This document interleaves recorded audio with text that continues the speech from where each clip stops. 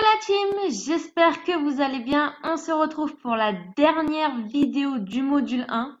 Donc j'espère que vous avez aimé regarder toutes ces vidéos du module et que vous êtes prêts pour la dernière vidéo.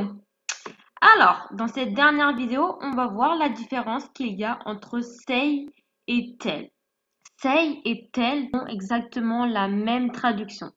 Les deux verbes signifient dire en français. C'est un petit peu comme la vidéo que je vous ai fait sur do et make. Do et make veulent dire faire en français. Donc, ils ont la même traduction, mais on les utilise de deux façons très différentes. Et bien là, c'est exactement pareil. Say et tell en français veulent dire dire, mais on les utilise de deux façons très différentes. Et donc, c'est ce qu'on va voir dans cette vidéo. Alors, premièrement, on va voir la conjugaison de ces verbes. Deuxièmement, on va voir la construction d'une phrase en fonction des deux verbes. Et pour finir, on va voir quelle est la différence entre say et tell. Et on va voir donc quand est-ce qu'on va utiliser say et quand est-ce qu'on va utiliser tell. Premièrement, on va voir la conjugaison du verbe tell. Donc là, je vous ai fait un petit tableau avec le présent, la négation et le passé simple. Donc le présent, c'est très simple parce que tell est un verbe régulier. Donc, on reprend ce qu'on a appris dans la première vidéo du module 1 et on l'applique. On laisse le verbe tel quel à toutes les personnes, sauf à la troisième personne du singulier où on rajoute un S à la fin. Donc, ça fait I tell, you tell, he, she, it tells, we tell, they tell. Tout simplement. À la négation, on prend donc do not et le verbe à l'infinitif, excepté à la troisième personne du singulier qui devient does not et le verbe à l'infinitif. Donc qui nous donne I do not tell ou I don't tell et he, she, it does not tell ou he, she, it doesn't tell. Jusque là on est bon.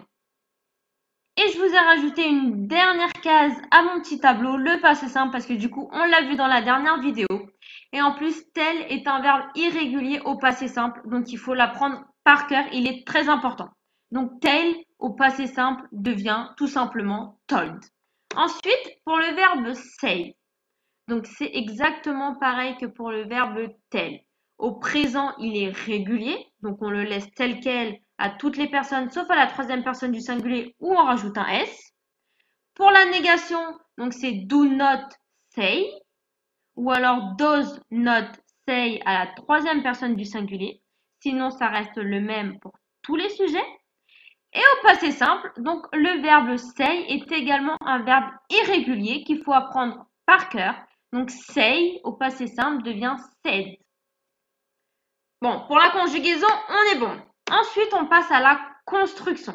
Donc, on va voir comment on construit une phrase avec le verbe tell. Tout simplement, on prend le sujet, le verbe tell, le pronom personnel sujet et l'infinitif. Donc, là, j'ai pris le sujet I, le verbe tell, un pronom personnel sujet. Donc là, j'ai utilisé you, donc tu, et le verbe à l'infinitif to go. I tell you to go. Je te dis d'y aller. Voilà la construction pour tell. Ensuite, on va voir la construction pour say. Donc, on prend le sujet, le verbe say et l'infinitif de la phrase. Donc, là, le sujet, j'ai pris I. Ensuite, le verbe say et le verbe à l'infinitif it. I say it. Et pour finir, quelle est la différence entre say et tell? Premièrement, tell est généralement suivi d'un pronom personnel sujet. Donc, comme je vous l'ai montré, voilà, donc c'est sujet, tell, pronom personnel sujet plus infinitif. D'accord? Tell est généralement suivi d'un pronom personnel sujet. Petit rappel de ce qu'est un pronom personnel sujet. Donc, en français, on a me, te, lui, nous, vous, leur. Et en anglais, me, you, him, her, it, us, them. Voilà. Donc, si je me rappelle bien, je crois que c'est dans la deuxième vidéo du module 1 que je vous ai fait la vidéo sur les pronoms personnels sujets. Si vous ne vous en rappeliez plus, n'hésitez pas à aller la revoir. Elle est toujours disponible et à refaire les exercices. Et si vous avez envie d'avoir d'autres exercices pour vous entraîner, n'hésitez pas à m'envoyer un petit message et je vous créerai d'autres petits exercices pour vous entraîner. Donc voilà pour les pronoms personnels sujets. Ensuite, on utilise tel quand on parle à quelqu'un de spécifique. On sait à qui on s'adresse. Par exemple, they tell us to watch TV. Ils nous disent de regarder la télé. Donc, ils disent à qui? Ils le disent à nous. On sait à qui ils s'adressent. Ils s'adressent à nous. D'accord? Ensuite, à l'inverse, say n'est pas suivi d'un pronom personnel sujet. On l'utilise pour parler de manière générale quand on ne précise pas à qui on s'adresse. C'est complètement à l'opposé de tel. Tel, on sait à qui on s'adresse. Say, on ne sait pas à qui on s'adresse. On parle de façon générale. Par exemple, she say something.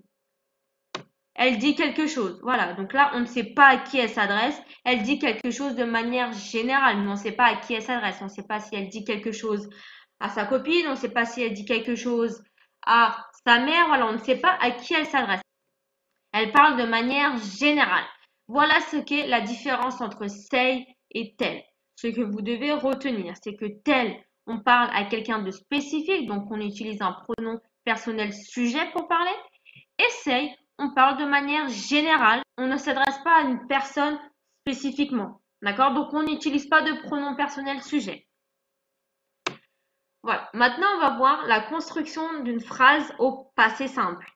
Donc, avec le verbe say, donc vous vous rappelez, say au passé simple, c'est said. He said that he was hungry. Il a dit qu'il avait faim. Donc voilà, donc là, il parle de manière générale, il a dit qu'il avait faim. Il n'a pas précisé à quelqu'un qu'il avait faim, voilà, il a juste dit qu'il avait faim. Donc on a utilisé le verbe say. Ensuite pour tell, donc vous vous rappelez tell au passé simple c'est told. Lucy told us to leave her house.